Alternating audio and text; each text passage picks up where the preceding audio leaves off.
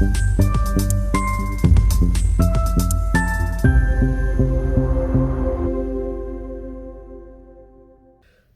मित्रांनो.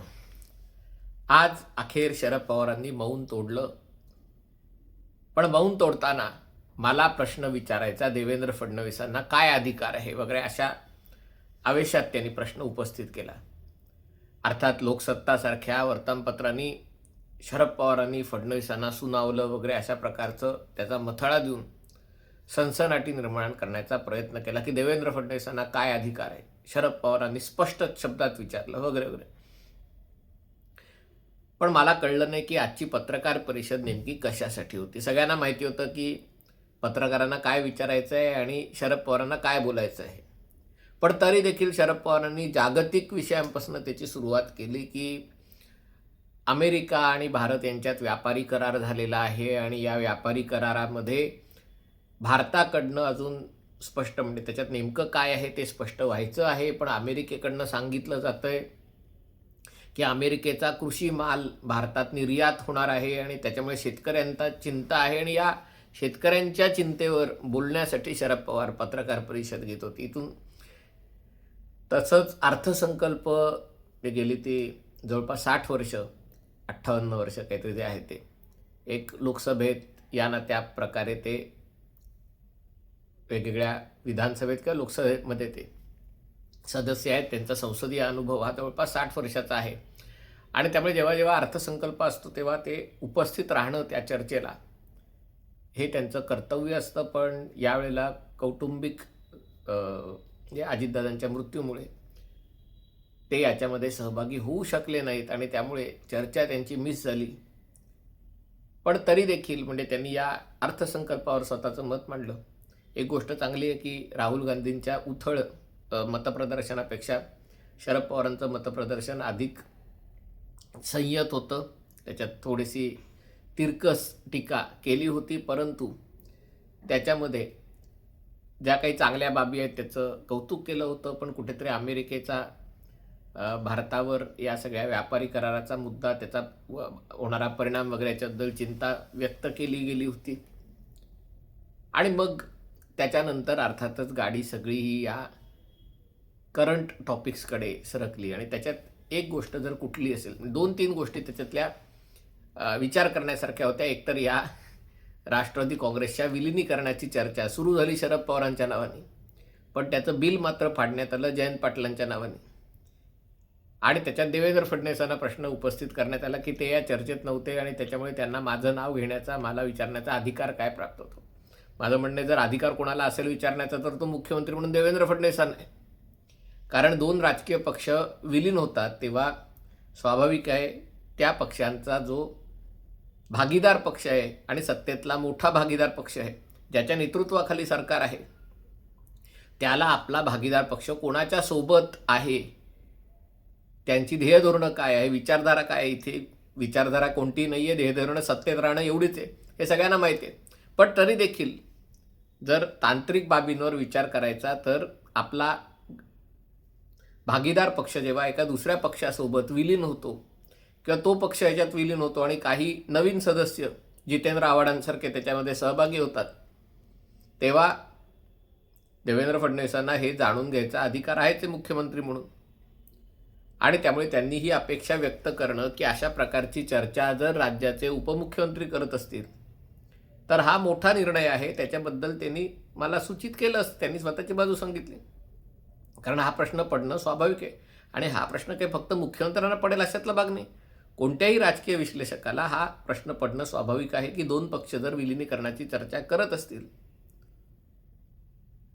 तर ते एकत्रित सत्ता पक्षात बसणार का एकत्रित विरोधी पक्षात बसणार, एवढाच तो साधा प्रश्न आहे. आणि त्यामुळे त्या प्रश्नाचं उत्तर देवेंद्र फडणवीसांनी विचारणं एक मुख्यमंत्री म्हणून विचारणं त्यांचं कर्तव्य आहे. पण शरद पवारांनी एकीकडे देवेंद्र फडणवीसांना फटकारताना या सगळ्या चर्चेची जबाबदारी जयंत पाटलांवर टाकली की जी चर्चा होत होती ती जयंत पाटील आणि अजित पवार यांच्यात होत होती. आत्तापर्यंत सगळ्या लोकांचं असं एक मत झालं होतं की विलिनीकरणाची चर्चा शरद पवारांच्या मार्गदर्शनाखाली होती. त्याच्यात त्यांनी सगळ्या जबाबदाऱ्याही दिल्या होत्या. शरद पवार राष्ट्रीय अध्यक्ष, सुप्रिया सुळे केंद्रात मंत्री, रोहित पवार राज्यमंत्री आणखीन कोण, शशिकांत शिंदे मंत्री वगैरे, ते काही सगळं, ते काही त्यांनी सगळी रचना केली होती.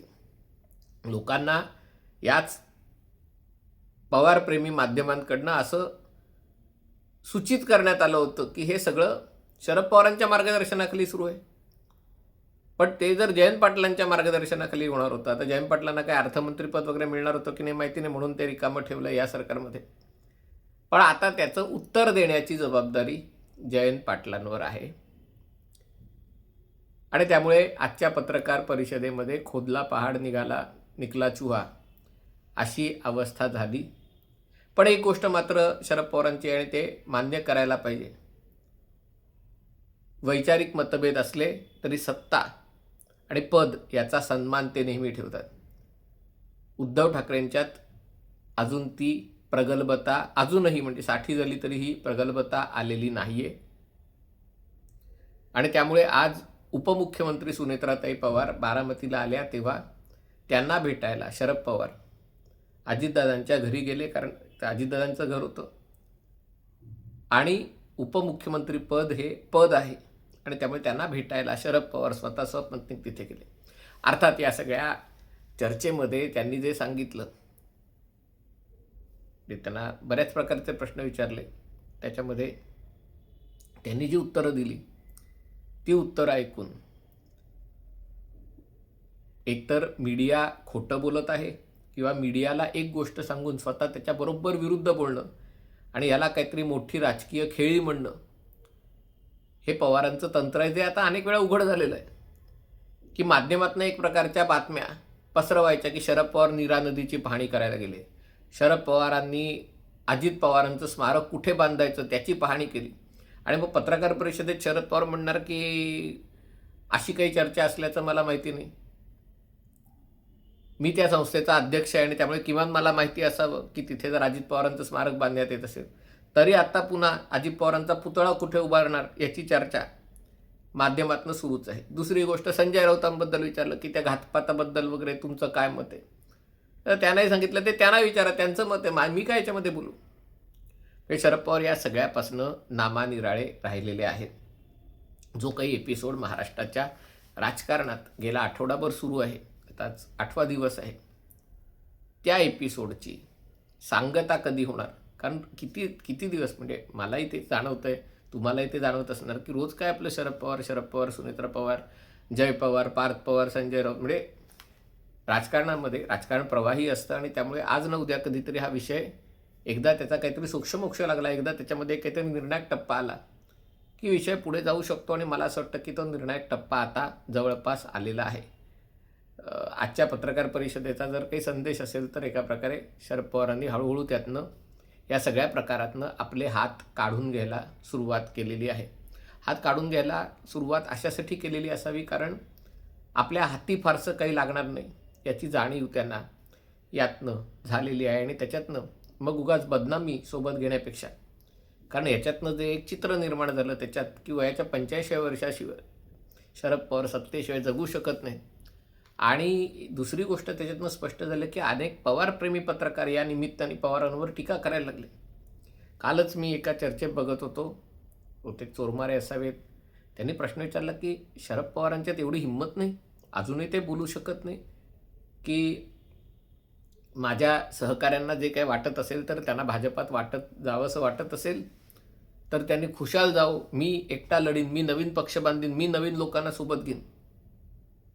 हे कुठेतरी शरद पवार आपल्या सहकाऱ्यांना, ज्यांचं सगळं राजकारण सत्तेत राहण्याशी किंवा सत्तेसोबत राहण्याशी बांधलं गेलेलं आहे, त्यांना ते ना अंतर देऊ शकत, ना त्यांना ते सोबत घेऊन सत्ता मिळवू शकत.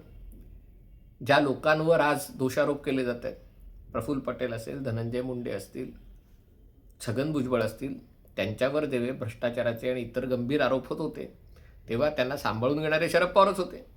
म्हणजे जर हे सगळे दगाबाज असतील, धोकेबाज असतील, तर मग आत्तापर्यंत शरद पवारांच्या सोबत ते काय करत होते, म्हणजे ज्याला अस्तनीतला साप म्हणतात, हे जर अस्तनीतले साप असल्याचं आता जर यांना कळतंय तर शरद पवारांसारख्या मुरब्बी राजकारण्याला, ज्यांनी 58 वर्ष राजकारणात काढलेले, त्यांना माहीत नव्हतं प्रफुल्ल पटेल, छगन भुजबळ आणि धनंजय मुंडे आणि सुनील तटकरे साप होते. आणि त्यामुळे म्हणजे या सगळ्या प्रकरणाचं असं व्हायला लागलं की कोळसा उगाळावा तितका काळा, जितकी याची चर्चा करावी लागते तितकं शरद पवार आणि इतर सगळे त्या ह्याच्यामध्ये अधिक म्हणजे उत्तरं तर मिळत नाहीत आणि प्रश्नांमध्ये अधिक आपण त्याच्यात अडकत चालले आहेत अशी अवस्था होत आहे. आणि त्यामुळे आजची पत्रकार परिषद घेतली ती एका दृष्टीने बरं केलं. त्याच्यात एक जागतिक काहीतरी त्याला स्वरूप दिलं. अमेरिका आणि भारत व्यापारी करार आणि राहुल गांधींचा संसदेत बोलण्याचा अधिकार आणि जनरल नरावणेंच्या बाबतीतही लोकांना कळलं पाहिजे काय होतंय ते. त्याच्यातही त्यांची प्रगल्भता दिसली. म्हणजे ही गोष्ट खरंच काँग्रेसने शिकायची गरज आहे की जे काही तुमचं म्हणणं असेल देशाच्या संरक्षणाबद्दल, भारत चीन संबंधांबद्दल, तुम्ही देशाचं प्रतिनिधित्व करताय आणि तुम्ही विरोधी पक्ष असलेल्या भाजपवर टीका करताना, आणि ती केलीच पाहिजे आणि त्याच्याविरुद्ध लढा दिलाच पाहिजे, आंदोलन उभारलंच पाहिजे. पण हे करताना आपण भारतीय म्हणून आहोत हा विसर आपला पडता कामा नये. तो शरद पवारांच्या बाबतीत ती गोष्ट दिसून आली आणि त्यामुळे काही गोष्टी त्यांना त्यांच्या प्रगल्भतेला, त्यांच्या समंजसपणाला, म्हणजे वयाच्या 85व्या वर्षी त्यांची बुद्धी अजूनही शाबूत आहे. राहुल गांधी किती वर्षाचे माहिती नाही, 85च्या उलटे असावेत, 58 वगैरे, पण त्यांच्या बाललीला अजूनही सुरूच आहे. पण यातनं एक गोष्ट स्पष्ट झाली ती म्हणजे आता हीच वस्तुस्थिती आहे. सुनेत्रा पवार राष्ट्रवादी काँग्रेसच्या सर्वेसर्वा म्हणणार नाही पण सगळ्यात मोठ्या नेत्या आहेत आणि त्यांच्या नेतृत्वाखाली पक्षाची वाटचाल होणार आहे. किती काळ होणार, कुठे जाणार, पक्ष मोठा होणार का आकुंचन पावणार, याची उत्तरं काळ देईल. त्याच्यात पुन्हा भाजपाचा प्रवास कसा असेल त्याच्यावर राष्ट्रवादीचा प्रवास अवलंबून असेल. पण आता ही जी चर्चा गेली आठवडाभर चालू होती की असं काही मोठ्या चायनीज कम्युनिस्ट पार्टीचे काही तुकडे होत आहेत आणि त्याच्यातला, कारण चायनीज कम्युनिस्ट पार्टीचे तुकडे झाले तर एक एक तुकडा मोठा असेल. इकडे दोन्ही राष्ट्रवादी काँग्रेस मिळूनही किती बघा तुम्ही,